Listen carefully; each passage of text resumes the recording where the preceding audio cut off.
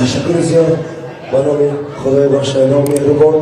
اولا به عروس مهمان نازنین سلام در شخصیت نوجوانان به شما مهمانان یار دوستان همدیاران عرض سلام میکنیم و من نیز در نوبت خود از نام خود و از نام گروه هنری و داماد و عروسی محترم در زندگی پیش از همه سلامتی عمری دراز و خوشبختی را آرزو میکنیم. همیشه همدیگر دوست دارید و بگذار خداوند شما را به توی فرزندتان برسونه. من همه راحت نشینیم و در خدمت شما هستیم و بگذار روی شما سفید باشه، خدا یار و مددگارتان باشه. مرحمت راحت نشینیم با همه مهمانان تبریک زنده باشید.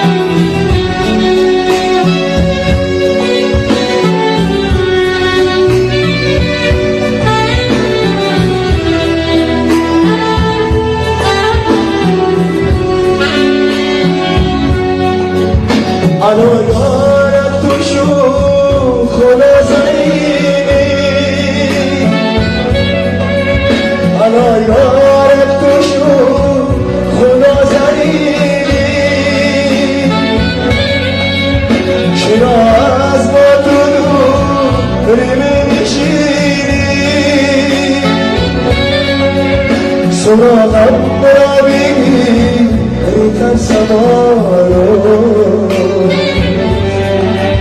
با غیر از سبزه خاکم ندی سراغم را بگی ریتن سمارو